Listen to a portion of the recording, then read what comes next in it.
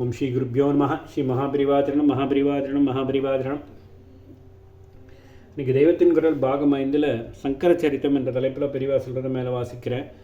இது பக்கம் 571 ஆரம்பிக்கிறது. வசிஷ்டரிலிருந்து வியாசர் வரை. வசிஷ்டர் பிரம்மாவின் 10 மானச புத்திரர்களில் ஒருவர். ஏராளமான வேத சூக்தங்களுக்கு அவர் ரிஷி. சப்த ரிஷிகளில் ஒருவராயிருக்கும் பெருமையும் அவருக்கு உண்டு. இன்னொரு பெருமை, பதிவிரதைகளில் முதல் ஸ்தானம் கொடுத்து பூஜிக்கப்படும் அருந்ததியின் பதி அவரே என்பது. எல்லாவற்றிலும் பெருமை, அவருடைய பரமகுருவான நாராயணமூர்த்தியே ஸ்ரீராமச்சந்திரமூர்த்தியாக அவதாரம் செய்தபோது இவர் அவருக்கு குருவாகி உபதேசம் பண்ணியிருக்கிறார். அப்பொழுது விஸ்தாரமாக அவர் அத்வைத வேதாந்தம் உபதேசித்ததுதான் ஞான வாசிஷ்டம் என்ற புத்தகம். அது வால்மீகி ராமாயணத்தை விடவும் பெரிய புஸ்தகம். ஏராளமான கதைகள் உபகதைகள் என்றெல்லாம் சொல்லி பிரம்மம் என்று ஒன்றுதான் சத்தியம், லோகம் மாயை, ஜீவனும் பிரம்மமும் ஒன்றுதான் என்று அதில் நிரூபித்திருக்கும் வேதாந்திகள் ரொம்பவும் கொண்டாடும் நூல் அது. தமிழில் தனியாக ஒரு அத்வைத சம்பிரதாயம் உண்டு. அதில் ஞான வாசிஷ்டத்தின் மொழிபெயர்ப்புக்கு மிகவும் முக்கியமான இடம் உண்டு. வாசிட்டம் என்று சொல்வார்கள். வசிஷ்டருடைய 100 புத்திரர்களில் ஒருத்தர் தான் குரு பரம்பரையில் அடுத்தவராக வரும் சக்தி. அவரை பற்றி புராணங்களில் பல கதைகள் இருக்கின்றன. இவை ஒவ்வொன்று சற்று வித்தியாசமாகவும் இருக்கின்றன. சதாசிவ பிரம்மேந்திராள் என்று ஜீவன் முக்தரான மகான் இருந்தார் என்று கேள்விப்பட்டிருப்பீர்கள். அவர் ஜகத்குரு ரத்னமாலா ஸ்தவம் என்பதாக பிரம்ம வித்யா குரு பரம்பரையை பற்றி தட்சிணாமூர்த்தியிடமிருந்து மகாவிஷ்ணுவிடமிருந்தும் ஆரம்பித்து நம்முடைய காஞ்சி மடத்தின் 57வது பீடாதிபதியாயிருந்த தம்முடைய குரு வரையில் ஸ்தோத்திரித்து 87 ஸ்லோகங்கள் கொண்ட கிரந்தம் செய்திருக்கிறார்.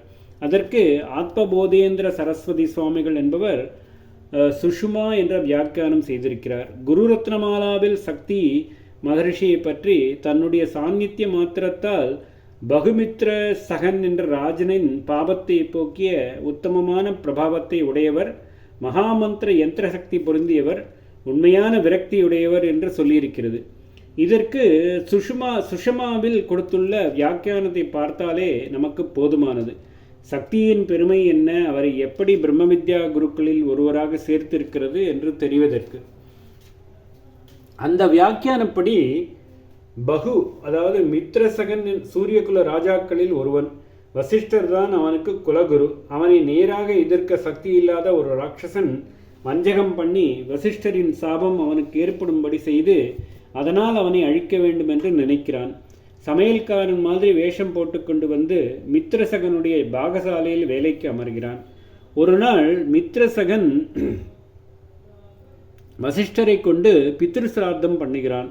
அப்பொழுது வேஷதாரியான ராட்சச சமையல்காரன் நரமாம்சத்தையே சுத்த அன்னம் மாதிரி சமைத்து வைத்து விஷயம் தெரியாத மித்ரசகன் அதை வசிஷ்டருக்கு பரிமாறும்படி செய்கிறான். ஆனால் வசிஷ்டருக்கு அன்னத்தை பார்த்த மாத்திரத்தில் விஷயம் தெரிந்து விடுகிறது. பகவான் லீலையில் வசிஷ்டாதி மகர்ஷிகளுக்கும் கூட ஞான திருஷ்டியில் சிலது தெரிந்தாலும் சிலது தெரியாமலும் போய்விடும். இப்பொழுது அப்படித்தான் தமக்கு பரிமாறப்பட்டுள்ள வஸ்து அன்னமல்ல நரமாம்சம் என்று வசிஷ்டருக்கு தெரிந்தாலும் இந்த காரியத்துக்கு ராஜா பொறுப்பாயில்லை என்று தெரியவில்லை. சட்டென்று கோபம் வந்து, இப்படி எனக்கு மகத்தான அபச்சாரம் பண்ண பார்த்தியே, நீயே நரமாம்ச பக்ஷினியான ராட்சசனாக போ என்று மித்ரசகனுக்கு சாபம் கொடுத்து விடுகிறார். அவன் நிரபராதி அல்லவா, அதனால் சாபம் வாங்கி கொண்டவுடன் அவனுக்கும் மகா கோபம் உண்டாகிறது. குருவென்றும் பார்க்காமல் வசிஷ்டருக்கு எதிர் சாபம் தரப்போகிறான். சாபம் பலிப்பதற்காக அவர் மேலே அபிமந்திரித்த தீர்த்தத்தை தெளிக்க வேண்டுமென்று தன் கையிலே ஜலத்தை எடுத்துக்கொண்டு சபிக்கிறான். அதை அவன் வசிஷ்டருக்கு மேலே தெளிப்பதற்குள் மந்திரி குறுக்கிட்டு, குருவாயுள்ள ஒருவரை சபிக்கிற சிஷ்யனுக்கு என்னாலும் விமோசனம் இல்லை என்றும் அவன் குடும்பமே நசித்துவிடும் என்றும் எடுத்து சொல்லி தடுக்கிறான். ராஜாவுக்கு நல்லறிவு வருகிறது. தீர்த்தத்தை குருவின் மேல் தெளிப்பதற்கில்லை என்று முடிவு பண்ணுகிறான். ஆனாலும் கையில் இருக்கிற ஜலத்தை என்ன பண்ணுவது, எங்கேயாவது விட்டுத்தானே ஆக வேண்டும். அப்படி விட்டாலோ விட்ட இடம் மந்திர வீரியத்தால் எரிந்து போய்விடும். அந்த இடத்தில் ஏதாவது ஜீவஜந்து போனால் அதுவும் கருகிவிடும். அதனால் என்ன செய்யலாம் என்று யோசித்து முடிவில் ரொம்பவும் தியாகமாகவும் பிராயச்சித்தமாகவும் தம்முடைய காலே கருகி போட்டும் என்று தன்னுடைய பாதத்திலே அந்த ஜலத்தை விட்டு கொண்டு விடுகிறான். அவனுடைய கால் கருகி கரையல் என்று ஆகிவிட்டது. அதனால் அவனுக்கு கல்மாஷ பாதன் என்றே பெயர் ஏற்பட்டது. அதோடு வசிஷ்டரின் சாபமும் பலித்துத்தானே ஆக வேண்டும். அதனால் அவன் நரமாம்ச பக்ஷினியாக மாறிவிட்டான். இதுவரை எல்லா புராணங்களிலும் ஒரே போன்ற கதைதான். அப்புறம்தான் பலவிதமான மாறுதல்கள். குரு பரம்பரையை பற்றியே உள்ள நூலான சுஷமா கதையை நாம் எடுத்துக்கொள்ளலாம். சுஷமா எழுதிய பெரியவர் புஷ்டியான புராண ஆதாரம் ஏதோ இருந்துதானே அந்த கதையை சொல்லியிருக்க வேண்டும்.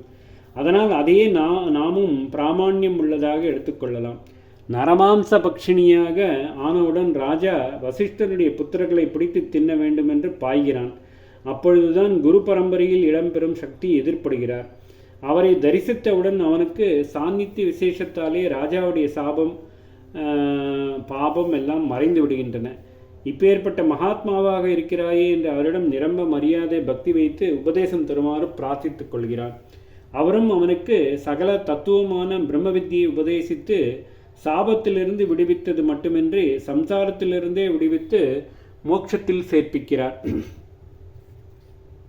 நம்முடைய குரு பரம்பரையில் வசிஷ்ட புத்திரரான சக்தி என்ற ரிஷி இடம் பெற்றிருப்பதுக்கு இப்படி காரணம் தெரிகிறது. ஓம் ஸ்ரீ குருப்யோ நமः.